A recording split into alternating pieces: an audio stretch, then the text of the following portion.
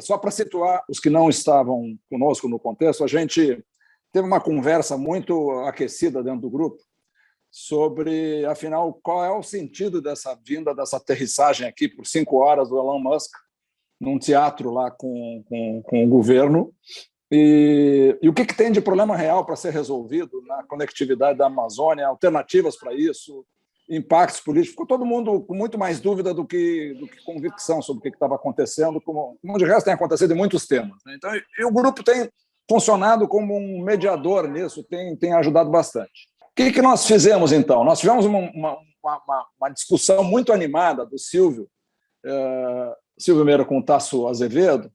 O Tasso é um ambientalista assim, reconhecidíssimo, o Silvio não precisa apresentar, todos conhecem aqui. E essa questão ela migrou da política para a Amazônia, para o meio ambiente, e voltou, e alternativas técnicas, e no meio nós estamos numa campanha eleitoral polarizada e difícil, como nós todos sabemos. E aí nós pedimos que o Pedro nos ajudasse a fazer essa moderação, mais do que a moderação, uma mediação de sentidos. Tá? Então, eu vou pedir que o Pedro fale inicialmente, situe esse problema para nós, aí o Silvio fala, e aí nós já vamos ter tido tempo suficiente para o Tasso chegar. Pode ser, Pedro? Bola contigo. Claro que pode, Zeca. Muito obrigado. Bem, boa tarde a todos. Acho que meio-dia a gente já fala boa tarde, não? Ainda é bom dia. Todo mundo de barriga vazia aqui. Então, bom dia. Eu não vou entrar... Vou só fazer um desenho de uma introdução, porque eu acho que não faz sentido muito entrar no debate tecnológico, não perante Silvio Meira e Tasso Azevedo.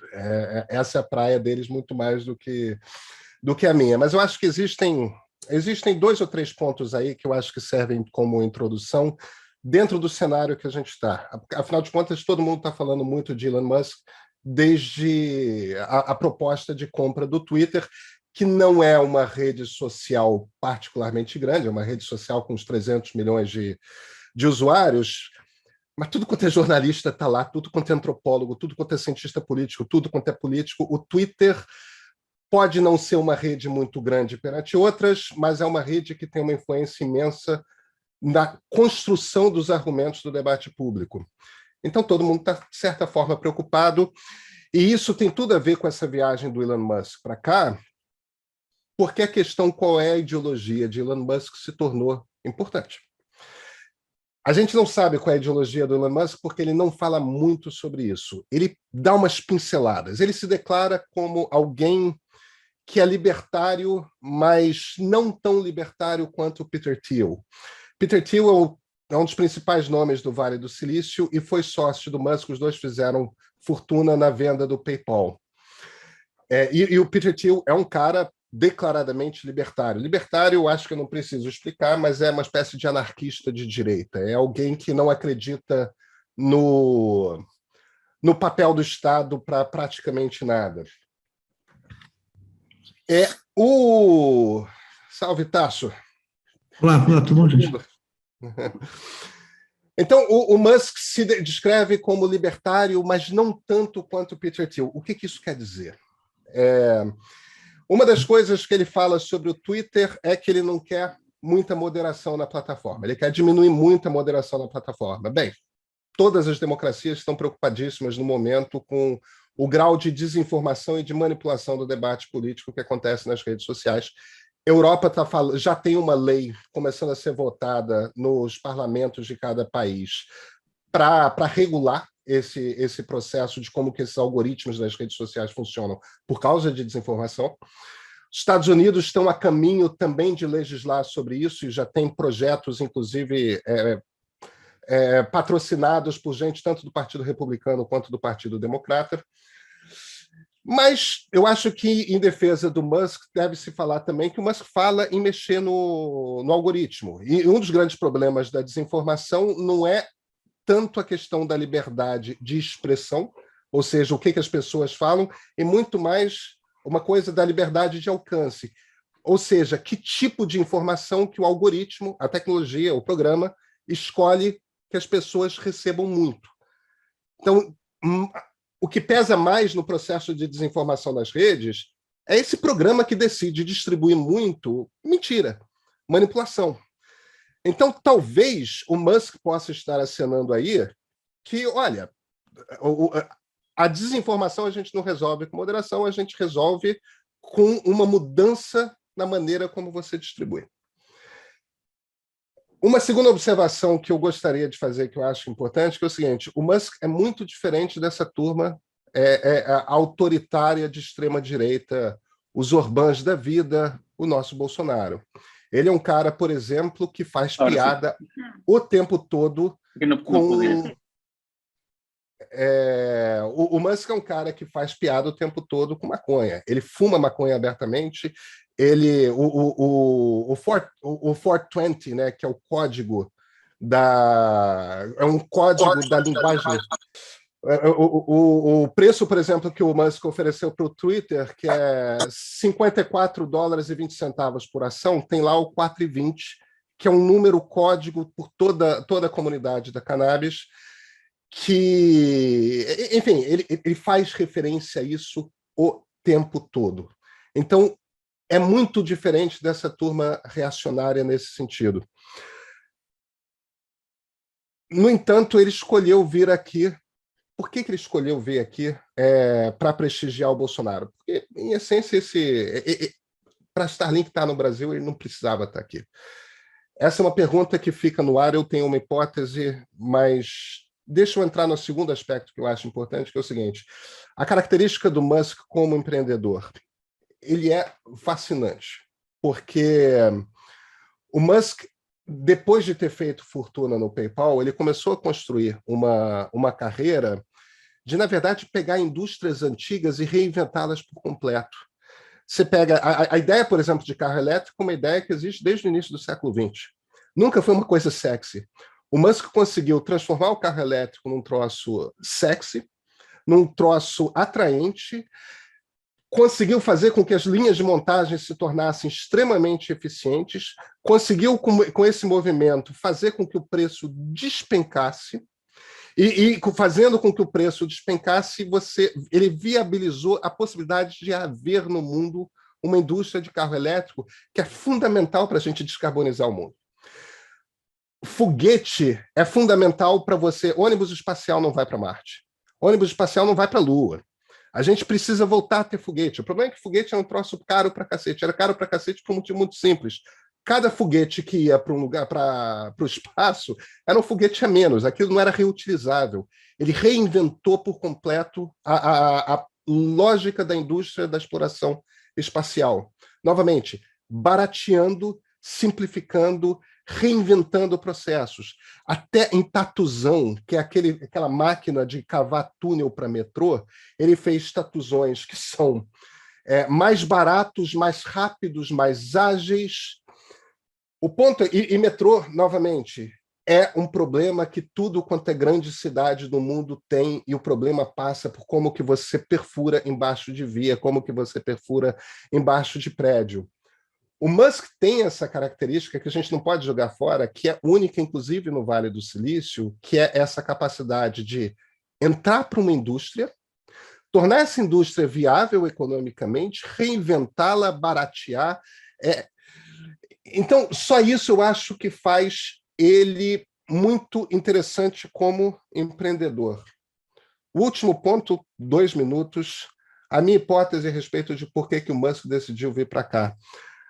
A Starlink, essa empresa de internet por satélite, que tanto o Tasso quanto o Silvio vão discutir, ela é uma subsidiária da SpaceX, que é a empresa de foguetes do Musk.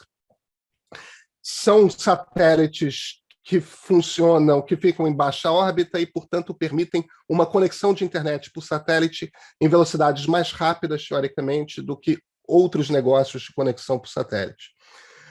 A ideia, inicialmente, do Musk é que isso daria muito dinheiro e dando muito dinheiro, ajudaria a financiar o esforço de ida a Marte, que é uma tecnologia que não tem nada de trivial, não tem nada de barata.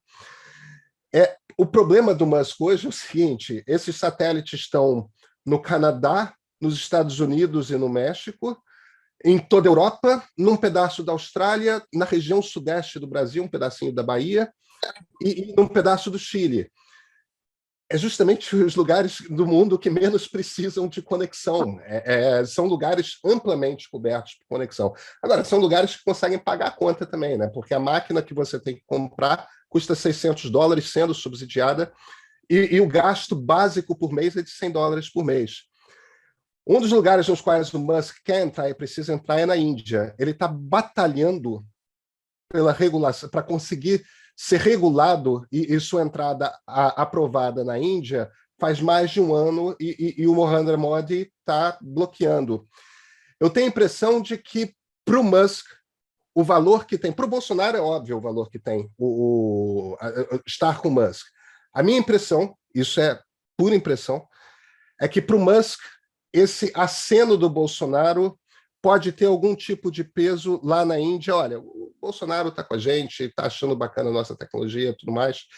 Eu acho que o interesse dele é esse, porque eu não consigo encontrar nenhuma outra explicação para esse cara ter se despencado de lá para cá para participar de um movimento que, essencialmente, é um movimento que o Bolsonaro faturou politicamente. Para o negócio de mineração, ele conversa com a Vale do Rio Doce. Para comprar mina, ele não precisa estar aqui no Brasil, dá para fazer de outras formas. Isso posto, Zeca, eu acho que tem algumas informações de contexto básicas e podíamos passar para quem tem, de fato, informação para discutir a questão da Starlink. Maravilha, muito obrigado, Pedro. Muito apropriado o teu pano de fundo aí. Embora ligeiramente simpático ao Musk, o que me faz sugerir que o Tasso fale primeiro, porque o Ciro vem patrolando depois. O Silvio vem patrolando depois.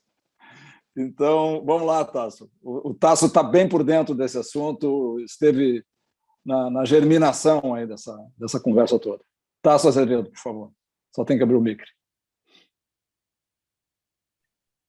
Tá bom. Bom, acho que o Pedro deu um bom contexto aí sobre as coisas do Elon Musk. Eu não vou entrar nesse pormenor, eu vou mais focar na questão do desafio de conexão na Amazônia e por que a gente está, inclusive, optando por essa tecnologia num projeto grande que eu estou envolvido. Basicamente é o seguinte, se a gente pegar o que tem hoje disponível, né, de internet na Amazônia, vale para outros lugares também distantes do Brasil. Eu mesmo aqui tenho uma casinha aqui em São Luís do Paritinga, e a mesma coisa, a única internet que chega lá é a internet que se você conseguir por satélite, né? Então, as opções que a gente tem hoje por satélite, tem basicamente 3 opções, as duas mais conhecidas é a Viasat e HughesNet, e é isso, se você não tiver nada e tiver algum lugar que você consegue pelo menos fazer um WhatsApp, você já fica feliz, né? Mas ela é uma internet que limita muito o potencial, né? Então, a gente consegue, estourando, assim, 10 MB de download, upload 2, é um milagre quase. Na prática, o tempo inteiro ele fica abaixo de 1. Eu tenho experiência de usar uma antena assim já há 6 anos, e é isso que a gente consegue. É complicado, porque para você instalar tem que vir um técnico para instalar. Quando dá algum problema, tem que vir um técnico para resolver. Então, é tudo meio complicado. E, além de tudo, tem, como é que fala isso? Tem cota, né? Franquia, né? De dados. Pode ser maior ou menor, mas a franquia de dados média de 10 GB. Acho que, se eu não me engano, o Silvio pode me corrigir, mas 1 hora de conversa em videoconferência, como essa aqui que a gente está fazendo, é 1 GB, né? Então, em 10 horas, você consome a sua franquia. Então, isso é o que tem disponível. Então, isso gera uma série de desvantagens, né? E aí, há uns 2 anos que eu venho lidando com isso nos lugares onde a gente está trabalhando na Amazônia, e no ano passado, ali em setembro, minha primeira viagem pós aí o intervalo de pandemia, eu fiz um trajeto que eu já fiz algumas vezes, fiz em 96, depois fiz em 2006 e repeti o ano passado, que é descer a BR-163 de Santarém até a fronteira com Mato Grosso, ali, Castelo dos Sonhos, e depois subir de volta e pela Transamazônica desde Itaituba até Altamira, uns 2.000 e poucos quilômetros. E aí, nesse trajeto, a gente foi, enfim, eu fui em vários lugares, e mais duas coisas me chamaram bem a atenção. Primeiro é que não tem mais floresta, né, no entorno da estrada, na BR-163, que era só floresta no entorno, hoje eu só encontrei floresta dos dois lados da estrada em 10 quilômetros. Né? Estavam dentro de um parque nacional, em 800 quilômetros, 10 quilômetros. E o que está sendo ocupado no entorno, que é o produto do desmatamento, seja nas áreas de pastagem, seja nas áreas que já estão sendo ocupadas por soja, todo lugar que tem soja tem um silo, tem os tratores, tem os painéis solares e tem uma antena. Quer dizer, a adoção dessas tecnologias e tal é super rápida por quem está hoje fazendo a conversão da Amazônia. Aí eu vou para dentro da terra indígena, por exemplo, terra indígena do Baú, onde a gente ia acompanhar um processo de vistoria, a vigilância que eles fazem nos rios e tal. Eu queria conhecer esse trabalho. E trocamos mensagens e tal, e fomos para lá, por rádio, né? Rádio amador. E aí nós chegamos lá 3 horas de viagem, chega lá, aí senta com os caciques lá e, pô, como é que faz aí e tal? Ó, para a vigilância amanhã, vocês trouxeram combustível? Precisa de 60 litros, né? Para fazer. Bom, não tinha trazido porque a gente não tinha se comunicado para ter essa informação, né? Aí toca de voltar, pegar o combustível, voltar no dia seguinte e tal. E aí a gente vai conversando um pouco sobre as coisas que tem lá, né? Como é que eles estavam lidando com a Covid, educação praticamente parou na Amazônia, né? 2 anos, porque não tinha acesso mesmo. Então eles estão em muita desvantagem, né? Seja do ponto de vista econômico, seja do ponto de vista, por exemplo, atendimento de saúde remoto, esse que acabaram de aprovar agora, né, no Conselho Federal de Medicina, que agora você pode fazer atendimento remoto, não tem atendimento remoto, porque não tem conexão para fazer atendimento remoto. Então, aí, então eu meio que voltei com essa coisa de que a gente precisa chegar à internet rápida para essa turma toda aí. E o que tem hoje, aí vamos estudar várias alternativas, é um projeto que a gente está desenvolvendo junto com a COIAB, que é a Confederação dos Povos Indígenas da Amazônia, a CONAC, que é a Coordenação das Populações Quilombolas, e o CNS, que é a Confederação Nacional das Populações Extrativistas.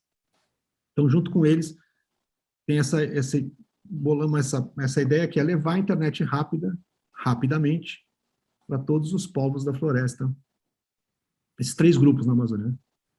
Aí vamos buscar as alternativas, então a gente está estudando as alternativas. Tem 2 básicas, para a internet rápida mesmo ou fibra ótica, ou levar a internet por satélite, ou uma combinação que você vai no ponto mais próximo da fibra ótica e faz uma transferência por rádio, né? Também dá para fazer isso, tem umas opções para fazer isso. Mas a diferença é simples, para eu levar a fibra ótica, a gente fez 6 projetos base em 6 das 4.550 comunidades que a gente identificou, e selecionamos 6 aleatoriamente, com a ajuda do pessoal desses 3 grupos, a indígena, quilombola e extrativista.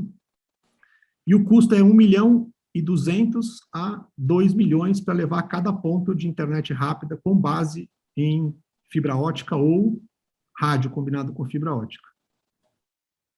E para eu levar Starlink né, essa internet por satélite sei lá, 10 mil reais.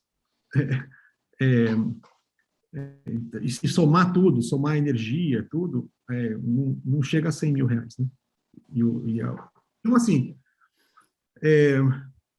então, independente das intenções, do que é, para mim, eu vejo isso de uma forma muito pragmática e simples. Tem uma rede que está lá, os satélites estão lá. Se o Brasil quer ou não quer, os satélites estão lá do mesmo jeito, eles estão passando aqui em cima, né? Embora tenha a concentração de satélites, por causa das órbitas deles, se concentra no hemisfério norte, elas já estão passando por todo o Brasil, né? eu até mandei um link aí no grupo um momento, que a gente consegue enxergar as órbitas de todos os satélites, todos os gateways e tal. E tem horários do dia assim que cobre assim até o sul do Pará, você consegue ter conexão, né?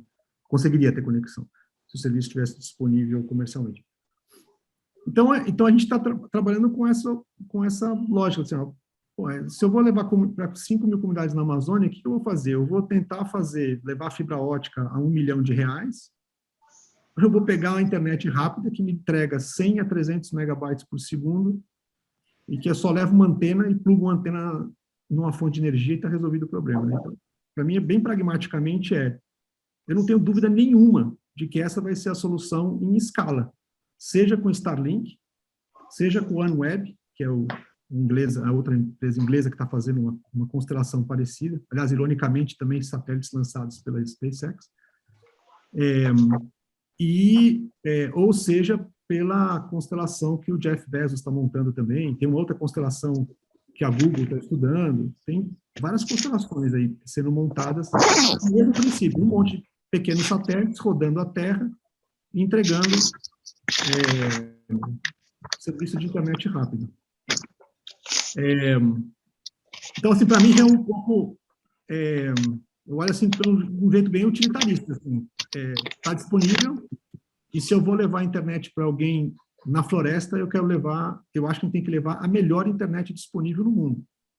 Porque se tem alguém que pode se beneficiar de ter, né, internet rápida em lugares remotos, né, são essas comunidades na Amazônia. E elas têm que ter a mesma qualidade de armas, né, que tem quem está destruindo a floresta. Então, acho que é um pouco a lógica com que a gente tem trabalhado. A gente está numa fase agora, só para que a gente está bem prático assim, a gente está numa fase nós temos 30 comunidades selecionadas, das 5.000 comunidades na Amazônia que a gente identificou, já só uma tem internet rápida, acima de 100 megabytes, que é uma comunidade quilombola que fica próximo de Belém, e todas as outras, só seriam contempladas pela internet 5G e 4G, de acordo com o leilão, do último leilão, menos de 1%, até 2028. Então, assim, sinceramente, não me importa muito se o Elon Musk é legal, não é legal, etc. O que importa é que tem um produto, está disponível, está rodando lá em cima, quer a gente queira ou não, os satélites estão lá, a gente não... quer dizer, o único órgão que regula o satélite que pode ser lançado está nos Estados Unidos, não está aqui. E essa discussão sobre o satélite, se deve ou não deixar o satélite e tal, ela parece uma discussão que teve, que não é a discussão que a gente teve no nosso grupo, né, mas uma discussão que está rolando por aí, que parece aquela discussão, né, nos anos 70, quando os Estados Unidos lançou o Landsat, que é um satélite de observação da Terra, e numa reunião com o pessoal do INPE, os militares dizendo que, não, a gente não vai autorizar fazer imagem do Brasil. Aí o pessoal falou assim, bom, só tem um jeito, você tem que cobrir o Brasil de chumbo, né, para que eles não consigam fazer imagens. Não faz absolutamente nenhum sentido, né? E dessa discussão derivou o contrário, que o Brasil foi o primeiro país, depois dos Estados Unidos e no Canadá, que tem uma antena, foi o primeiro país a fazer a aquisição das imagens do Landsat. A gente adquiria as imagens, e é por isso que o Brasil tem imagens desde os anos 70, e aliás, fornecia essas imagens para os Estados Unidos. Isso que permite hoje a gente fazer mapeamento de coberturas da terra do Brasil em larga escala, porque essas imagens foram adquiridas lá naquela época, e o Brasil participou do programa.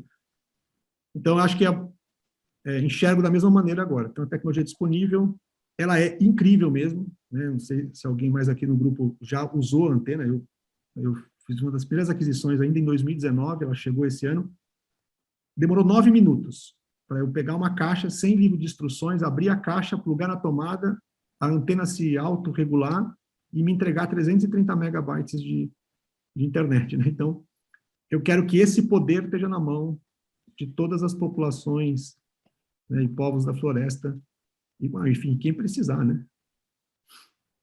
Legal. Muito obrigado, Tasso. Silvio. Bora lá. Eu vou mais ou menos numa ortogonal ao que Tasso disse, levando em conta no contexto o que Pedro disse, mas é o seguinte: o problema de acesso à internet em áreas esparsamente populadas é global. Isso não é um problema brasileiro. E ele está sendo resolvido de formas diferentes em muitos lugares do mundo. Tem um estudo de outubro de 2020 do Banco Interamericano de Desenvolvimento que mostra que 77 milhões de pessoas não têm acesso à internet de qualidade ou não têm acesso à internet de jeito nenhum na América Latina. São 77 milhões sem acesso ou com acesso ruim, entre os quais 46 milhões não têm acesso nenhum, e isso é muito maior do que a população da Amazônia, quando a gente considera a América Latina e o Caribe. Mas, surpreendentemente, esse problema existe na Europa. Por exemplo, em áreas onde a população é abaixo de 50 habitantes por quilômetro quadrado, é inviável você entregar mesmo 3G com tecnologia legada agora, e é inviável você entregar fibra ótica também. Então, se você pegar, por exemplo, todo o leste de Portugal, parte significativa do oeste da Espanha, o centro da Espanha, a fronteira da Espanha com a França, o centro da França, o norte da Escócia, toda a parte norte da Islândia, toda a Lapland, né, toda a Lapônia, ali, toda a interface entre a Finlândia, a Suécia e a Noruega, uma parte significativa da Grécia, sul da Itália e todos os países do leste europeu, basicamente ali na mesma latitude da Itália, tem esse problema. É um problema global que está se tentando resolver no mundo inteiro. Um dos países que melhor resolveu isso são as Filipinas. Eu já disse nesse grupo uma vez que eu escrevi há algum tempo atrás, está desatualizado, eu não tenho tempo de atualizar, um post no meu blog chamado Qual é a classe do Brasil? Quando a gente pensa em resolver os problemas do Brasil, a gente pensa imediatamente em Manhattan, em Londres, Paris, no Silicon Valley e assim por diante. Mas o Brasil não está nessa classe. O Brasil está muito longe dessa classe. A classe do Brasil envolve países como México, Filipinas, Tailândia, Malásia, África do Sul e outros. Não tem a Índia na classe do Brasil, tampouco a Rússia e a China, né? Então, se a gente olhar, por exemplo, no caso da Tailândia, das Filipinas, as Filipinas resolveu o problema de conectividade das Filipinas com 4G, uma política nacional de acesso a 4G, onde mais de 76% da população em áreas que têm menos de 50 habitantes por quilômetro quadrado tem acesso a 4G e acessa a 4G 76% do tempo em que eles estão em tráfego em algum lugar. Ou seja, eu não tenho acesso a 4G o tempo todo, mas 76% do meu dia eu tenho acesso a 4G. Quando a gente põe 3G dentro da conta, essas áreas de população abaixo de 50 pessoas por quilômetro quadrado têm acesso a 3 ou 4G durante 86% do tempo. Vamos notar aqui o seguinte: as Filipinas são um lugar muito mais complicado do que o Brasil para você prover acesso à internet. E eles estão fazendo isso sem satélite. As Filipinas têm 17.500 ilhas, aproximadamente. Aliás, eu não estou falando das Filipinas, desculpa, eu estou falando da Indonésia. A Indonésia tem 17.500 ilhas, tá certo? E destas, 10.500 ilhas são diferentes, num espaço que tem uma largura de 5.500 quilômetros e uma altura de quase 1.700 quilômetros. Então, a gente está falando de um lugar mais ou menos do tamanho e de uma complexidade muito maior do que o Brasil, porque, ainda por cima, nos lugares habitados, você tem 10.500 lugares desconectados fisicamente. Você tem uma dificuldade muito grande, por exemplo, de passar cabo um para o outro. Quando você usa uma tecnologia de satélite, e mesmo nos custos que Tasso estava dizendo aqui, se a gente imaginar que você tem uma conexão que custa $100 e vai ser paga em dólares, você tem que ter um cartão de crédito internacional, você vai ter que ter uma conta recorrente em dólar, isso vai flutuar com o preço do dólar, assim por diante. Essa conexão deveria ser compartilhada. Então, você tem um problema de criar malha de acesso local.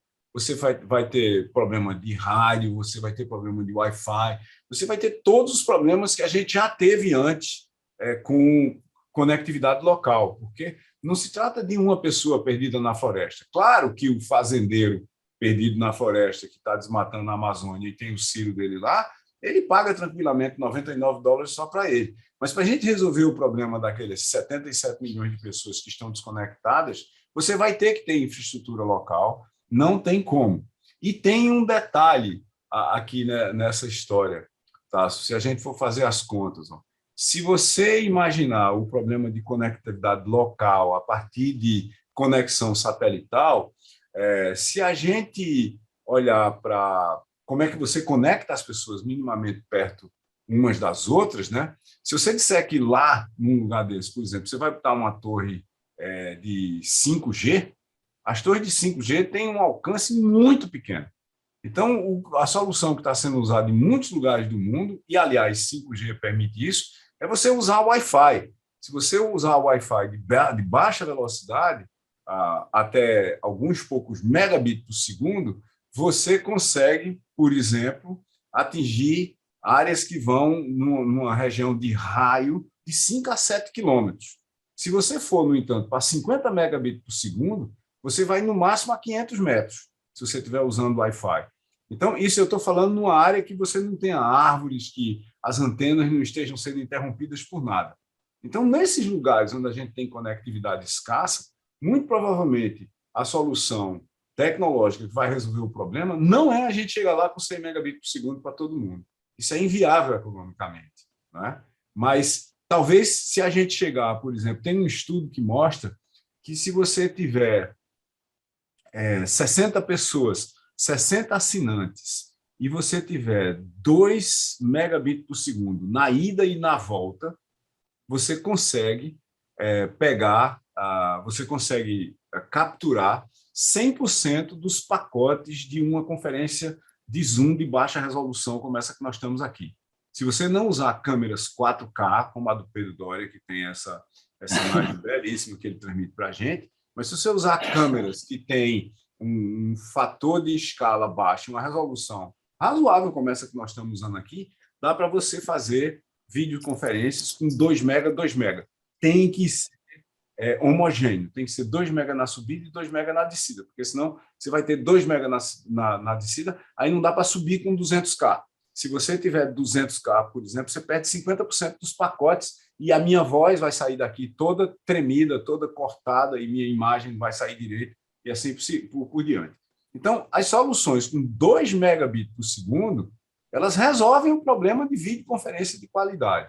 É claro que a gente tem toda uma outra complexidade dessa parada. E aí, deixa eu falar, para a gente debater aqui, deixa eu falar 2 minutos do modelo de negócios de Low Earth Orbit Digital Internet via Satellites, que é satélites de baixa órbita para provimento de internet completamente digital, tá certo? Eu venho digital do satélite para baixo. Isso aí é o maior cemitério de modelo de negócio que a gente já inventou até agora. Por exemplo, o tempo de vida médio esperado de um satélite dessa constelação da Starlink, do Elon Musk, é 4 anos. Tá? Exatamente porque os satélites estão em mais baixa órbita, eles têm um atrito atmosférico significativo, eles têm um gasto de energia mais significativo para se manter em rota e tem que gastar isso o tempo todo. E a consequência desse negócio é que no próprio modelo de negócio do Elon Musk, ele tem que trocar uma rede aérea de 4.000 satélites a cada 4 anos. Então, você tem que continuar lançando forever 1.000 satélites por ano. Tá certo? Ninguém sabe se ele já tem 2.000 desses satélites no ar e, como, eu não sei se foi Pedro que falou, eu acho que foi Pedro que falou e não Tassi que falou, ele tem esses satélites todos no lugar errado. Tá certo? E não adianta, na minha opinião, ele fazer um ultra, mega, perfect deal, do qual ele se desqualificou com o provimento de de conexão satelital à Ucrânia, né, porque o Narendra Modi está no lado errado da equação Ucrânia e Rússia, aqui nesse caso, não adianta ele ir fazer NICEs agora lá, porque ele provavelmente não vai conseguir nada na Índia, e se ele conseguir, vai ter que ser através de um projeto de Estado, porque a população que está nas áreas de conectividade esparsa da Índia também não tem recursos para pagar $100 por mês. Eu já tinha discutido isso com o Tasso lá no grupo, via texto, que eu acho que essa oferta de $100 por mês, ela é uma oferta de partida, ela é um anzol para capturar usuários, e a oferta de 100 a 300 megabits por segundo regular, né, a oferta regular do Musk, hoje ele não tem usuários para isso, ela vai ser uma oferta que vai custar alguma coisa da ordem de $500 por mês, o que muda totalmente a equação. É uma antena que custa não $500, mas $2.500, porque a antena é diferente, e o hardware da antena é diferente, e uma conta que custa $500 por mês. O modelo de negócio de Musk prevê que, quando a rede de satélites LEO dele estiver totalmente operacional, ele vai ter alguma coisa da ordem de 2,5% da população global da internet, o que daria alguma coisa da ordem de 15 milhões de subscribers, de assinantes. Eu, em particular, duvido muito disso, e a menos que ele tenha subsídio pesadíssimo de alguns governos. Só para a gente ter uma ideia aqui, né? O Starlink recebeu da Federal Communications Commission dos Estados Unidos para botar essa primeira rede de satélites em órbita. Ela recebeu $886 milhões a fundo perdido da Federal Communications Commission. E, para todo mundo que acha que ele tem um modelo de negócios revolucionário, assim por diante, a NASA investiu também a fundo perdido, né, diretamente para o caixa do Elon Musk, mais de $480 milhões para viabilizar o foguete reutilizável dele, Elon Musk, sem nenhuma propriedade compartilhada para a NASA que seja.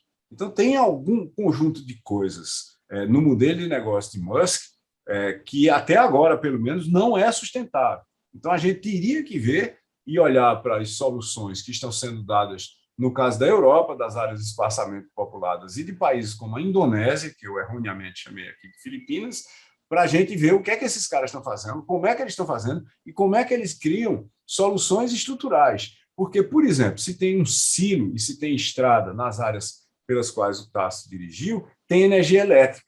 E tem formas de a gente transmitir internet pelas linhas de energia elétrica, não é usando fibra ótica na linha de energia elétrica, é usando a linha de energia elétrica em si, de uma forma estrutural e de uma forma que é fácil de dar manutenção, porque, se cair, está na linha de energia elétrica, que a gente sabe como dar manutenção.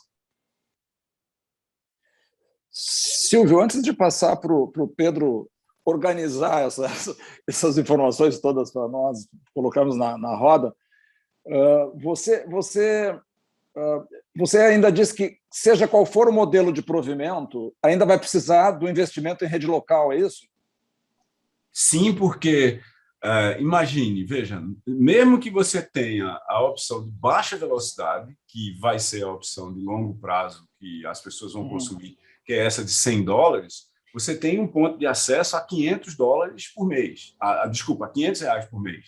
E a maioria das populações ribeirinhas, das comunidades indígenas, dos seringueiros sustentáveis na floresta, não vai ter R$500 por mês para você pagar uma conexão direto para a sua casa. Ela vai vir de onde? Ou você vai criar um programa nacional de banda larga pontual via satélite e dizer que, por exemplo, 1 milhão de pessoas serão conectadas nesse programa, e vai ser $100 milhões por mês, 1 bilhão e 200 milhões de dólares por ano. Eu duvido muito que o Brasil faça isso sustentavelmente, ou que algum grupo internacional seja maluco o suficiente para assinar isso para o Brasil e não receber depois, porque fatalmente não vai receber se for recurso do governo federal, a menos que haja um esquema de grande corrupção ao redor disso, o que também não pode ser descartado.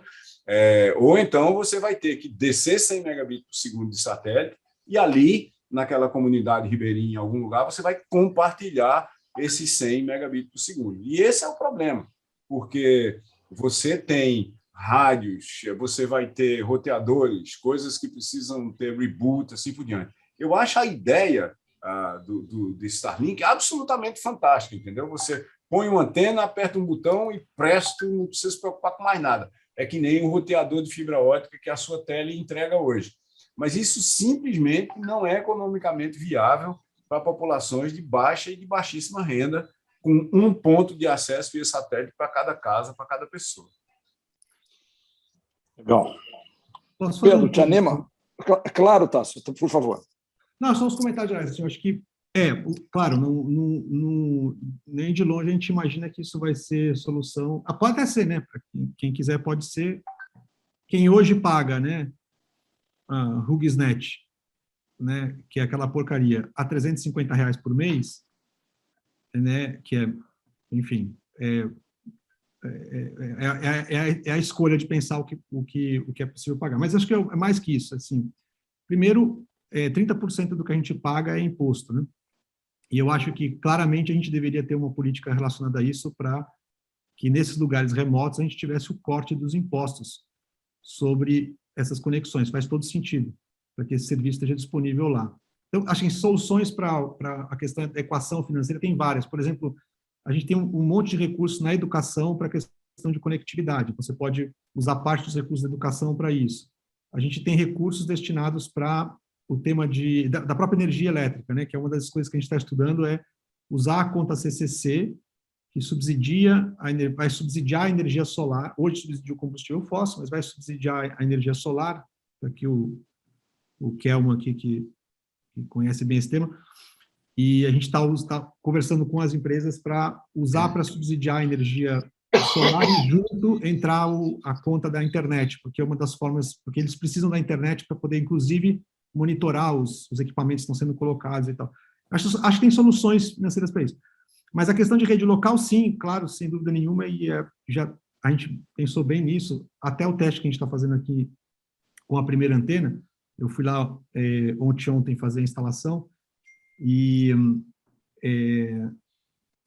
aí a gente gerou uma rede local lá rapidinho, né? Eu fiz com cabo mesmo, cabo de internet mesmo, a gente botou até 600 metros de distância no cabo, esses cabos aqui, esse cabo azul que tem aqui em casa, que o pessoal diz que não vai 150 metros, meti um cabo de 600 metros e está funcionando, está dando 20 mega lá para outra ponta lá, está ótimo. E dá para fazer Wi-Fi, assim, tem várias soluções que a gente pode fazer simples, assim, locais, além de poder fazer de cada ponto de chegada um hub, né? Mas eu acho que, para falar disso, a coisa mais interessante que eu escutei esses dias conversando foi com o Denis Minev, lá da Bemol, em Manaus, né? Que eu acho que é tipo... Lá eles fazem a função que, digamos, a Amazon, o Mercado Livre faz no resto do Brasil. Quem faz lá no Amazonas e Roraima é essa empresa Bemol, que é uma empresa local. E eles estão fazendo. Eles montaram redes locais. Ele falou assim, para a gente, o nosso problema é onde é que chega o primeiro ponto de internet. Se chegar a esse ponto, está resolvido o nosso problema, porque a gente monta as redes locais e aí a gente cria um modelinho de negócio em que aquele ponto que chega, eu transformo num provedor de internet para um monte de gente no entorno. E ele financia com os negócios que ele faz, de poder comprar, vender e tal, coisas na região, ele oferece a internet. Só para dizer que eu acho que vão ter outras soluções, assim como eu acho também que, por exemplo, o setor financeiro, né? Porque quando você inclui esse monte de gente, você inclui também o setor financeiro, então tem possibilidades. Agora, de qualquer maneira, eu acho que esse é o caminho, porque quando você pensar a constelação inteira de satélites, quando chegar aos 40 mil, né, porque são 44 mil satélites, na verdade, né, a constelação inteira, então tem que trocar 10 mil por ano, não é nem 2 mil, é 10 mil por ano. Nem é tanto problema trocar o satélite, tá? Porque hoje, com o Falcon 9, eles estão lançando 60 satélites por semana, né? Com o novo enfim, foguete que está sendo desenvolvido, eles conseguem, num único voo, lançar 500. São 500 num único voo. Você só bota 500 no ar, bota mais 500, e facinho você troca. Vai ser uma coisa totalmente normal, assim, vai lá, põe mais um em cima e tal. Acho que isso não é tanto problema, não. até não deve ser muito caro, não. Eu acho que quando tiver 44 mil, a velocidade de conexão vai a 1 gigabyte. Então, eu tenho 1 gigabyte para distribuir nos pontos onde chegarem, né? Então, e não vai ser só a SpaceX, né? Vai ter a OneWeb, vai ter as outras empresas que vão competir por esse mercado, né? E o fato não sei, Silvio, o fato de a gente ter 4 grandes empresas que estão pensando um modelo muito parecido, que é simplesmente botar satélites embaixo, estão só brigando para qual é a órbita que cada um vai colocar, né? Não me parece que deva ser uma coisa que vão perder dinheiro. A impressão que dá é que não é isso. E talvez o teste de fogo, né, seja quando fizer o IPO da Starlink separado, né, que é o plano. O plano é fazer uma empresa separada e fazer um IPO dela. Aí talvez a gente tenha uma ideia do que é que pode ser. Agora, na Indonésia, só para falar a gente trabalha na Indonésia também, né, a gente tem um projeto na Indonésia do Mapa Biomas, e são 10 grupos trabalhando nas ilhas, né? E a gente já fez o pedido para ter as primeiras antenas de Starlink lá na Indonésia, porque o nosso principal limitante para trabalhar lá é ter acesso à internet rápida, para eles poderem usar os mesmos servidores que a gente e tal, né?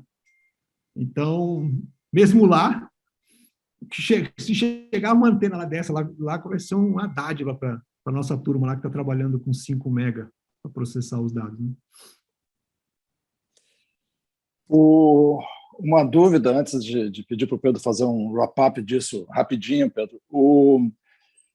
Esse negócio, você falou em concorrência, mas quando a gente conecta uma escola num local remoto da Amazônia, isso é, de alguma maneira, possivelmente interoperável? O Brasil tem condições de regular isso dessa maneira, ou a gente vai entregar, de certa forma, um monopólio natural para o primeiro que chegar?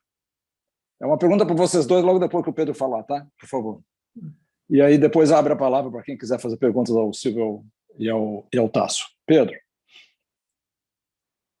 Zeca, eu sinto que eu não sei se eu ajudo muito fazendo um wrap-up, não. Eu acho que deixar o Silvio e o Tasso falarem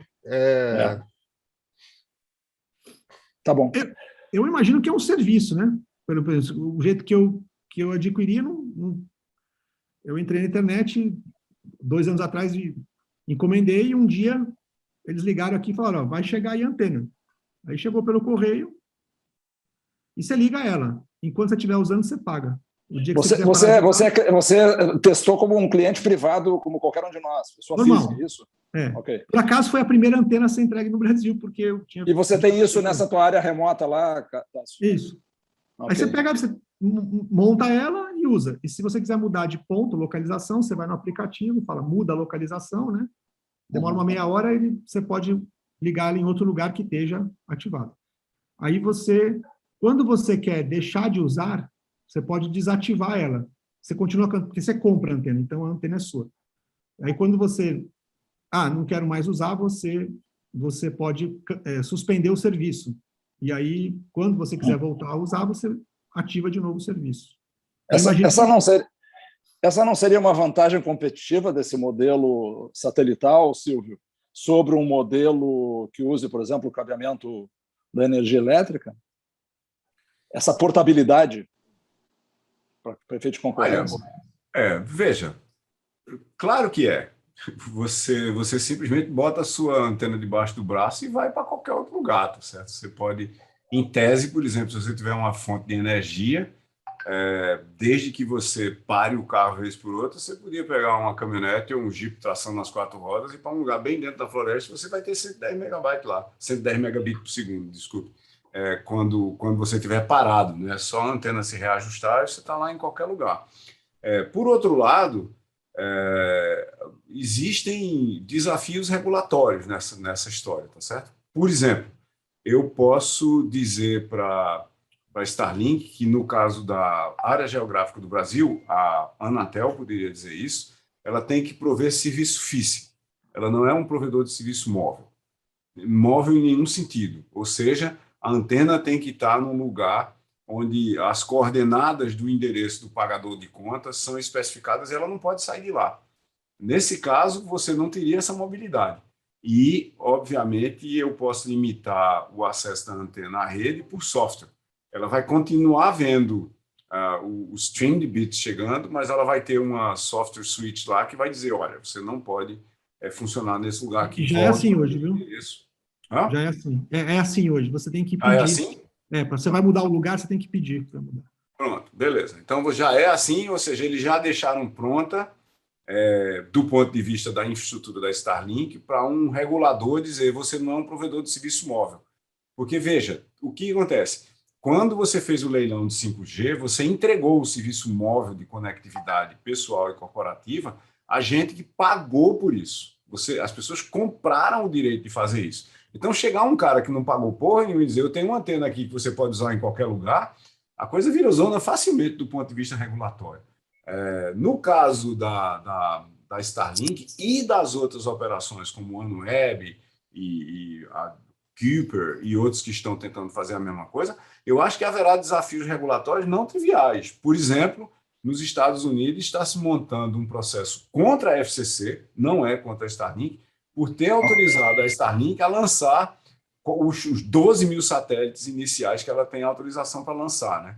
Daqueles 42 mil que ela vai ter lá na frente, quando a Mega Constellation estiver no ar, ela tem autorização para lançar 12 mil. E a acusação é simples. A FCC não tem o direito de spoil the night sky, né? Você não pode foder o céu noturno deixando alguém lançar 12 mil satélites, que na realidade significa que você botou 12 mil estrelas próximas no firmamento, e isso vai bagunçar o coreto tudinho, inclusive de orientação de pássaros, de animais, de seja lá mais o que for. Então tem esse processo começou a ser montado no ano passado, e eu acho que em alguma hora entre agora e o meio do ano que vem, ele vai aparecer lá na FCC.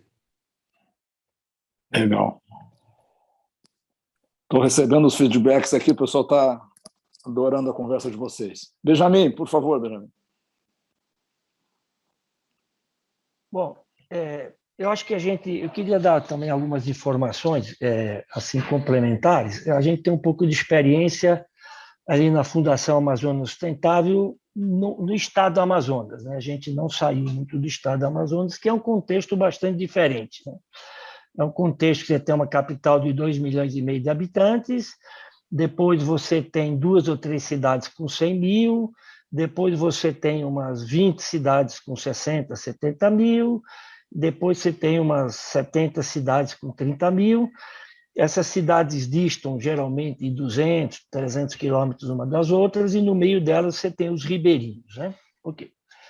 A primeira coisa é que temos que ficar atento para essas questões todas, como o Silvio levantou, não se judicialize, né?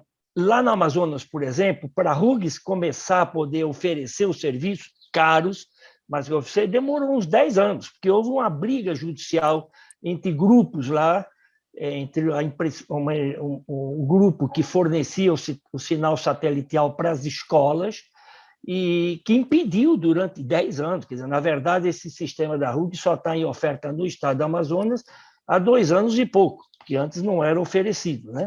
Por um problema de discussão jurídica e tal. E eu acho que a gente não deve cair na mesma situação, né?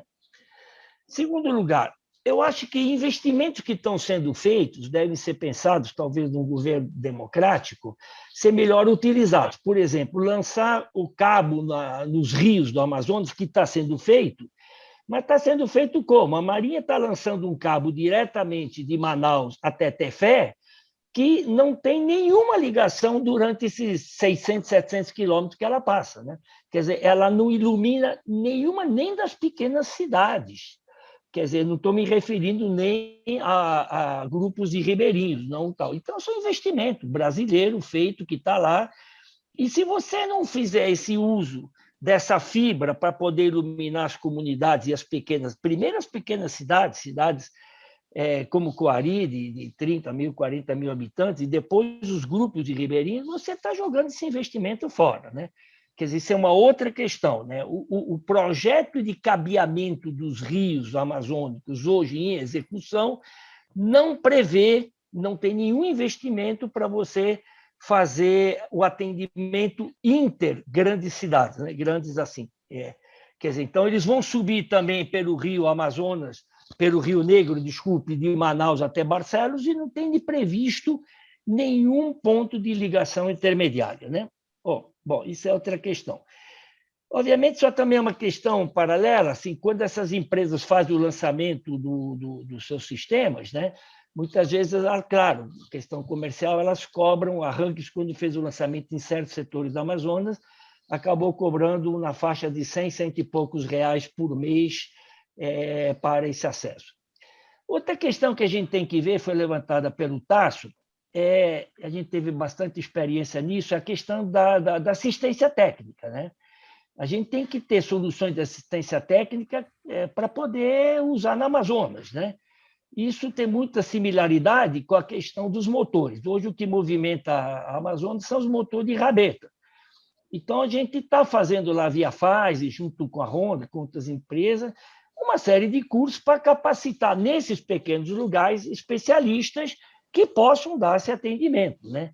Então, também nessa questão de comunicação, quando a comunicação chegar com bastante vigor na Amazonas, vai ter que ser feita uma série de treinamentos para que nessas comunidades e nas pequenas cidades de apoio tenham técnicos suficientes para poder fazer o atendimento, que vai demorar mais do que nas grandes cidades a chegada deles, mas não tem outra solução, né? Se nós não treinarmos grupos de técnicos para fazer esse atendimento, a gente não conseguirá fazer o que faz na energia, com os motores, ou mesmo na energia elétrica, né? Com os poucos pontos iluminados inter pequenas cidades, que você tem que ter soluções, que você tem que ter experts lá que consigam fazer isso, né?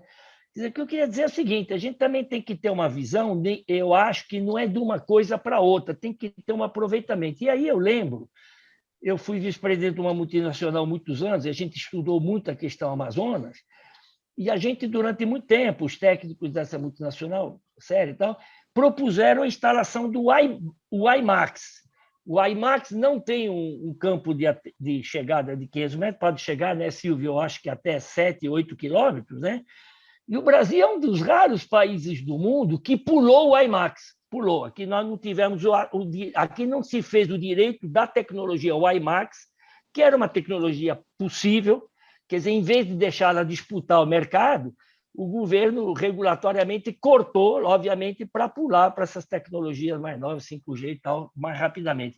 E a tecnologia WiMAX, os estudos que foram feitos, os estudos foram entregues todos para o governo, ele, num sistema de uso das comunidades coletivamente, ele tinha uma grande solução, porque você, como as cidades distam lá 300 quilômetros uma das outras, e você não tem montanha, você tem árvore, mas não tem grandes montanhas no meio da Amazonas, você conseguiria fazer atendimentos puxando um sinal do satélite, tá certo? E você usaria esses satélites de alta distância, levaria para o solo e via WiMAX você distribuiria por regiões de 200. O que eu quero dizer é o seguinte, a gente tem que aproveitar um pouco de tudo do que tem aí, né? E não fazer, talvez, lembrar a história, para não repetir as asneiras que foram feitas, né? Como essa de pular o WiMAX, que impediu. Você, sem dúvida, você de Manaus até Barcelos, você teria resolvido no Rio Negro totalmente a comunicação. E aí eu queria falar o seguinte da nossa experiência. É incrível o que aumenta de valor agregado as comunidades quando não tem internet e quando tem internet, né? Quer dizer, a gente tem um trabalho lá no Rio Atumã de turismo que está dando muito certo, porque hoje do mundo todo vem equipes para fazer pesca esportiva lá. Há 4 anos, nós não tínhamos nenhum sinal, nem de nenhum tipo. E o número agora de turistas que se interligam e tal, que conseguem agora ser atendidos, porque tem isso, né? Mesmo caro, né? Lá está uns 200 e tanto por unidade, né? E que depois o pessoal também, autorizado ou não, vai redistribuindo, né? Quer dizer, ou também o governo tem que entender que ou faz a regulação a tempo, ou senão as comunidades vão se entendendo lá como é que divide sinal e tal, e acabam fazendo da sua forma, né? Eu até lembro a primeira vez, desculpe, já estou acabando aqui, a primeira vez que o Civan teve instalação lá lá no Cachorro, lá quando foi instalando a primeira coisa, o sistema era meio privado, era feito... Então, o Estado tem que andar rápido. Desculpa eu ter me excedido. Não, imagina. Muito obrigado, Benjamin. Bela contribuição com a tua experiência toda de Amazônia. Eu tenho, antes de passar para o Fersen, eu queria falar, o Juan Carlos, que é um cara que já trabalhou com a NASA, no DARPA, ele está ouvindo, mas ele está com um sinal ruim no lugar onde ele está. Ele faz manda uma contribuição aqui no grupo, dizendo o seguinte: uma consideração a ser comentada sobre o painel que está rolando agora.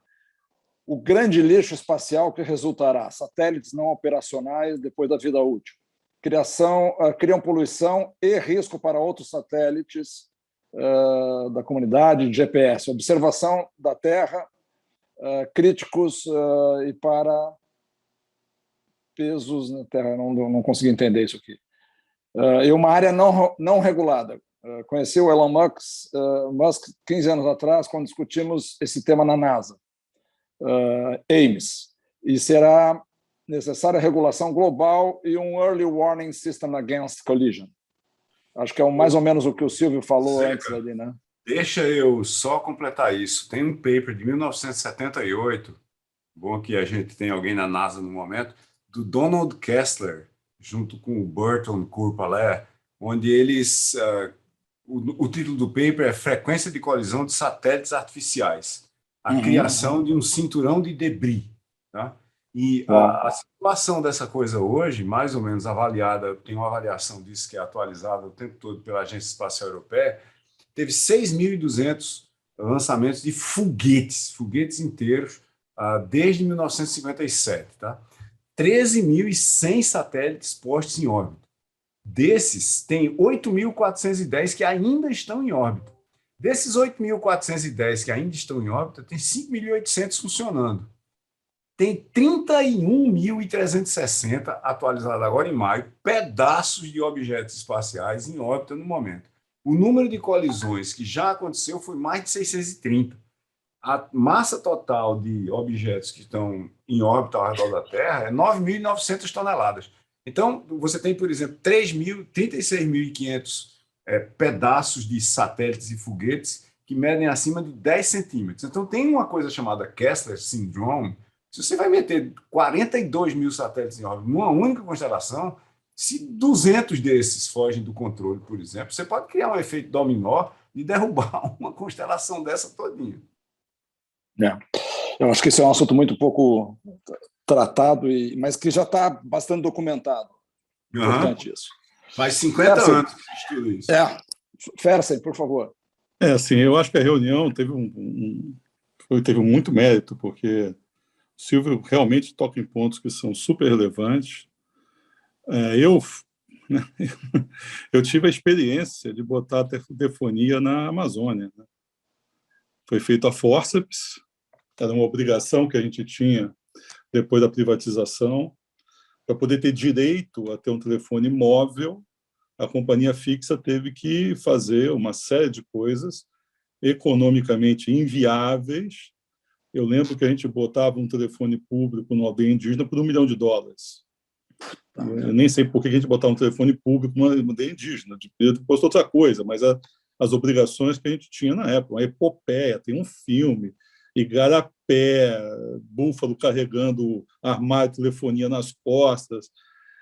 Eu quero dizer com isso o seguinte: é difícil ser economicamente viável uma solução adequada para essa região. Eu acho que os pontos que o Silvio falou são todos pertinentes, corretos, mas não vai ser o Brasil que vai mudar essa realidade vai acontecer, o satélite está fora, independente da gente.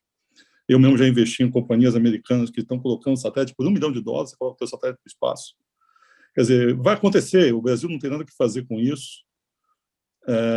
Dificilmente tem uma solução para a Amazônia que não passe por um negócio de governo botar dinheiro, de pagar os R$500.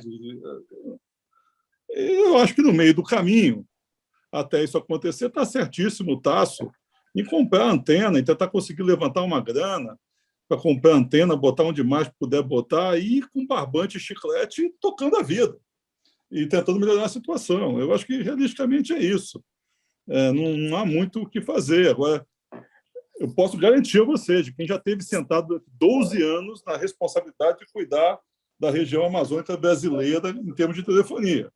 Não paga a conta de forma alguma. Nem de perto. Assim, a gente tinha um problema, que não é que não pague a conta. A telefonia da Amazônia, e depois eu estudei, 10, 12 anos depois, eventualmente comprar a distribuidora de energia da Amazônia, eram buracos assim infinitos. Nós botamos um cara na telefônica da Amazônia que conseguiu equilibrar a companhia, o cara virou presidente da Telemar. O feito do cara foi conseguir equilibrar o business da Amazônia. Então, assim, é uma epopeia daquela do Fitzcarraldo carregando um barco para chegar do outro lado com uma... Tá certo? Então, eu acho que o Silvio está certíssimo. Provavelmente a Anatel vai ter o prazer de criar os maiores problemas, como criou para a gente. Criou para a gente coisas assim, no meio da floresta amazônica, tinha que ter 800 metros de diferença entre um telefone público e outro. A gente tinha que botar um no meio para garantir que não ia se dar 801. Né? Então, toda essa questão regulatória vai ser um inferno mesmo. Mas eu acho que, toda vez que aparecer alguma coisa do tipo que está aparecendo aí na anteninha baratinha, o que puder fazer, o que puder ajudar, o que puder fundiar e tentar melhorar a situação, é o que dá para fazer. E esperar um dia que a gente consiga mover um governo que entenda que tem que botar dinheiro. E, by the way, dinheiro que existe, tá? Tem um fundo de telecomunicações antigo, que passou a privatização, que ninguém consegue botar a mão naquele dinheiro. Aquele dinheiro é para isso, é para usar nessas regiões, é para usar na educação.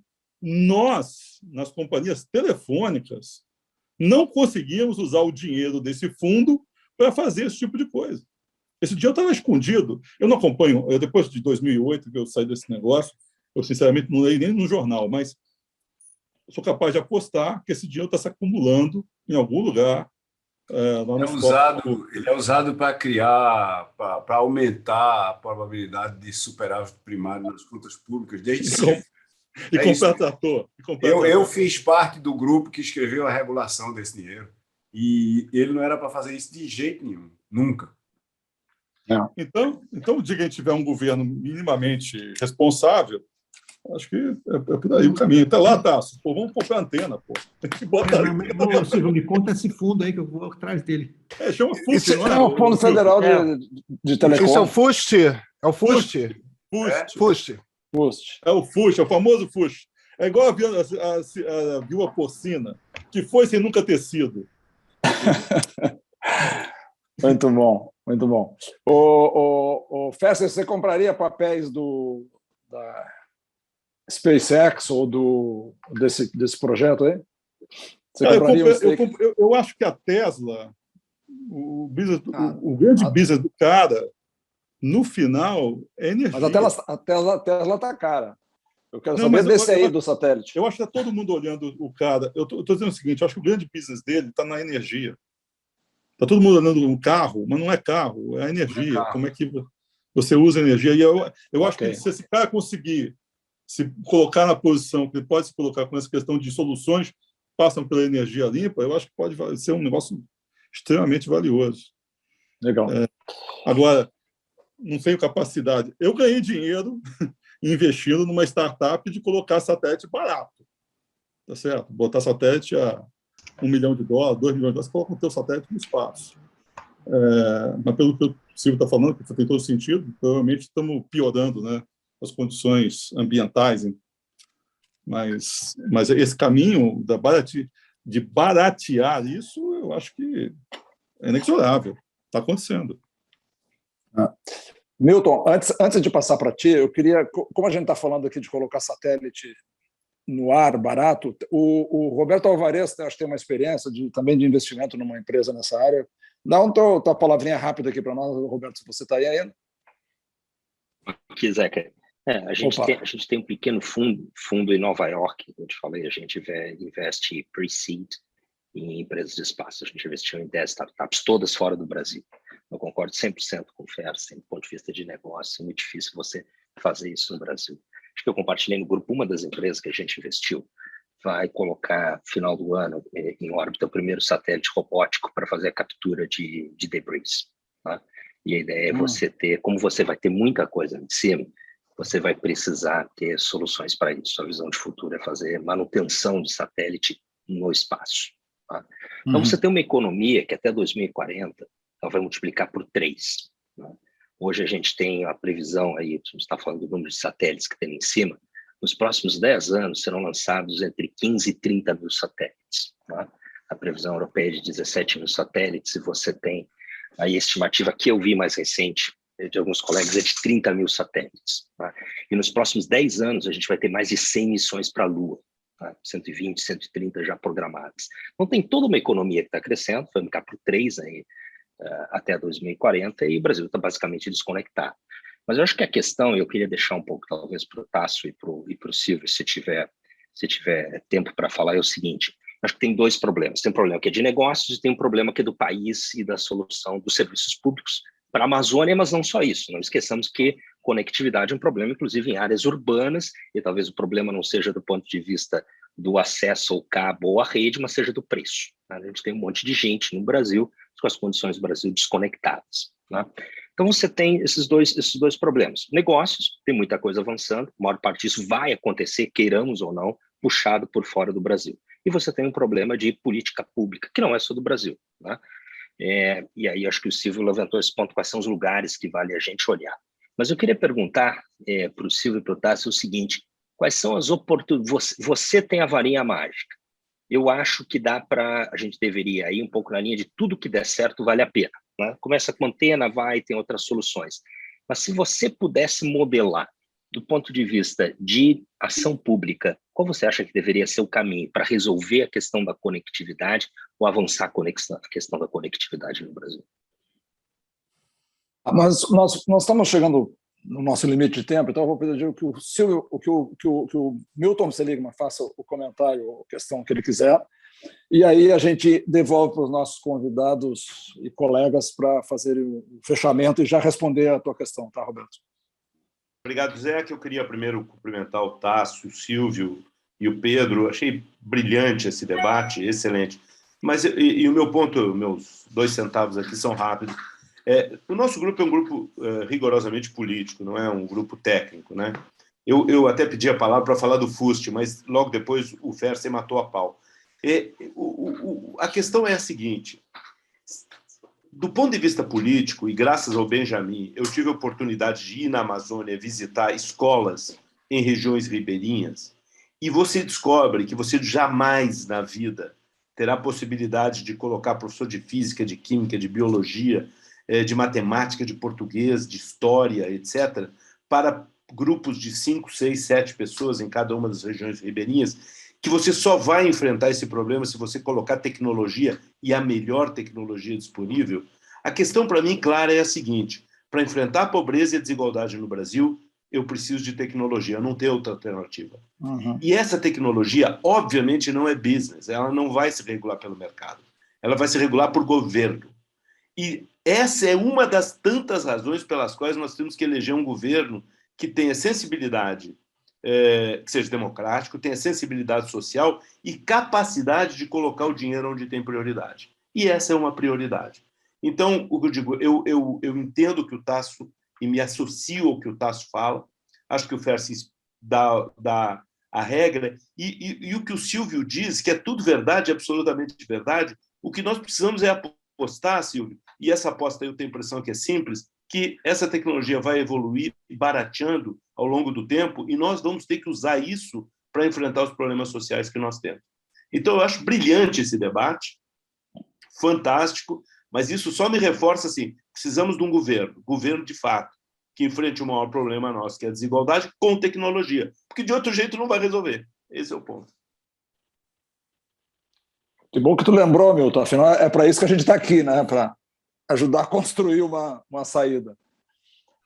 Muito bem, então eu vou pedir então, que o Tasso fale primeiro, o Silvio fale depois e a gente daí encaminha o final. Não, acho que foi ótimo e também já anotei várias coisas aqui que eu vou correr atrás aqui. Vou correr atrás do Benjamin para entender a experiência lá, porque eu acho que é ótimo para a gente aqui. Vou correr atrás desse FUST também, desenterrar o bicho aí para ver o que tem nele. Enfim, eu corro atrás de todas essas coisas aqui. A André está aqui, ó. André, isso aqui é coisa para investir com o fundo JBS, né? Tasso, se você me permite, só para te dar uma coisa, Fundação Lehman está trabalhando para usar o FUST na educação com tecnologia. Fala com eles, eu te ponho em contato e para trabalhar junto.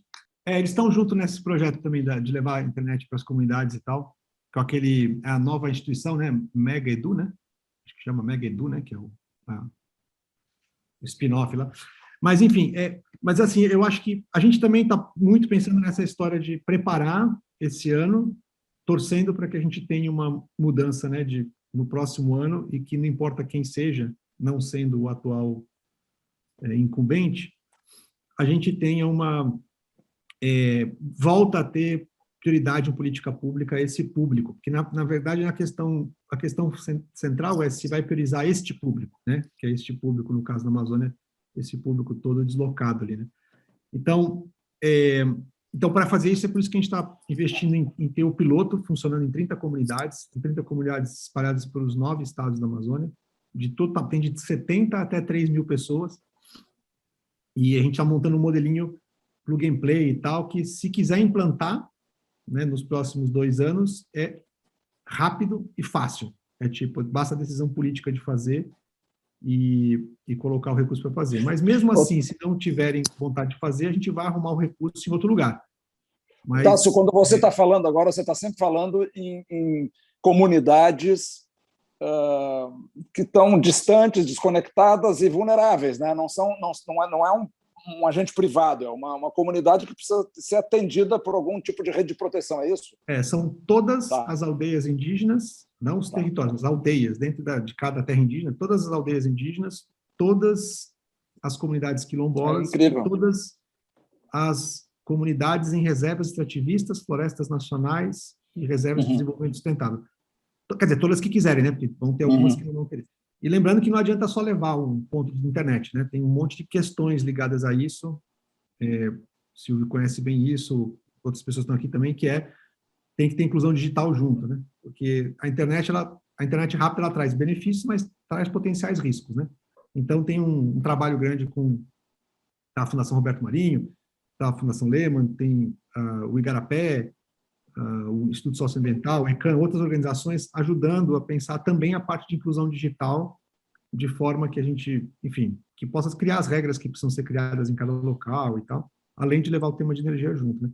Mas, então, respondendo aqui ao Roberto, eu acho que assim, a questão básica é prioridade, e nós vamos conectar, assim, a política pública é simples, vamos conectar, é tipo luz para todos, assim, é o equivalente a um luz para todos, mas feito com a tecnologia atual, né? O Luz para Todos, ele foi levar um fio, era basicamente levar um fio, né?